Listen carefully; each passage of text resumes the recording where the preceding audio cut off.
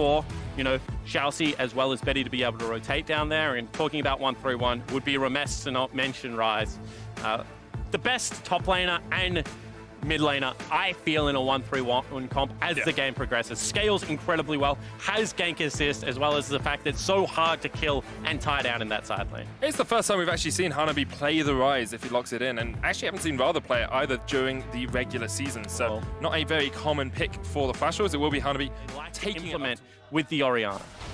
Oh, Scatter of the Week is going to land. There's the Unleashed Power as well, but the exhaust comes out. Shockwave used, and Anasik not underneath the tower, and can't really do much more. Tom Kench on his way up with the Abyssal Voyage. Boogie there as well. Abyssal Voyage was cancelled. Santos goes in with the taunt, but now he's the one to be caught out. Xiaoxi trading. There's the teleport in the mid lane as an Anasik, and Nomads will get the first kill. Santos solo. Betty flashes in. 1-for-1 trade across the map now. Boss did TP into mid, so his TP is down, and Hanabi did not join that fight in mid lane. Great job from Vega Squadron to back plays. You can argue Santos could have joined there. Trying to make the play on the Hanabi here underneath the tower.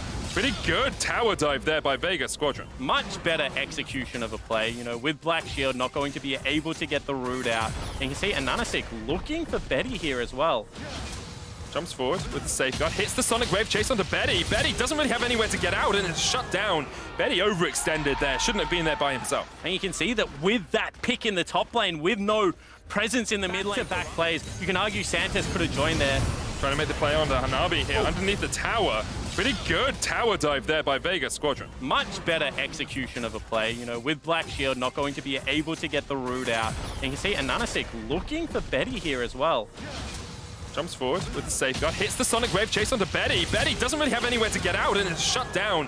Betty overextended there, shouldn't have been there by himself. And you can see that with that pick in the top lane, with no presence in the mid lane. Taking this, but the damage goes back onto Vega. They have to step back. Here comes Gadget on towards the back line, looking for that binding.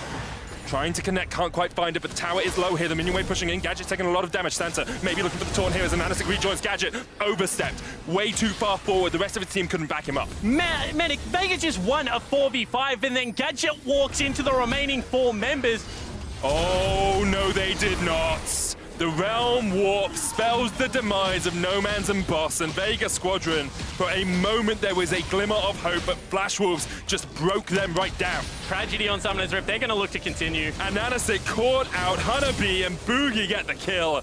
And head-in-hand stuff here for Vega Squadron. Vega Squadron lands onto Santos, but immediately he puts down the Spirit's Refuge, blocking out those auto attacks. Betty flashing forward. The flank is on here for Anasik if they can find it. They're in a good position. Him and the Syndra on the side. Yeah, far away Rather is not with them, and Anasik's going to jump in. Boss there on the front line now. Redemption used by Xiaoxi. Boss into the World Ender, not quite into the Redemption passive. Nomad's there with the Unleashed Power. They take down Betty. That's one. Boogie jumps off the back line though. Gadget, Shockwave back, will fall, and Flash Wolves find the fight. Hanabi can just open up Machine Gun Rise onto the faces of Vega. Boss gets a counter kill, but it's going to be a full ace here by the Flash Wolves. Boogie on the chase, and Anasik not really anywhere for him to go apart from across the wall. Boogie still chasing him. It's jungler versus jungler. The Prey sequel here hit, and there is the smite in the end. Yeah, it certainly is, and Santos will survive on the back end of it all. However, if they lose this game tomorrow, jury's still out on whether Fongvu are weaker than Flash Wolves, however. Yeah, that's the question, isn't it?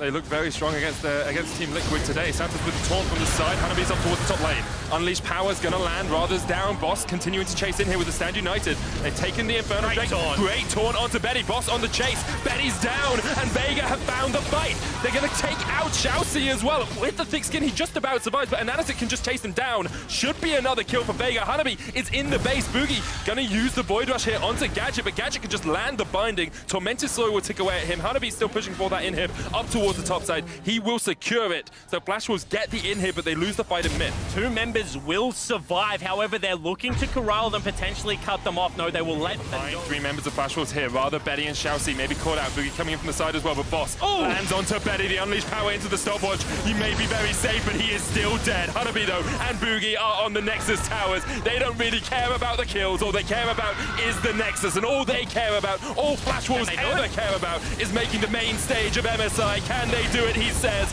I'm pretty sure they can. Hanabi takes the Nexus, and Flash Wolves are going to the main stage. So they throw Betty to the, not Wolves, because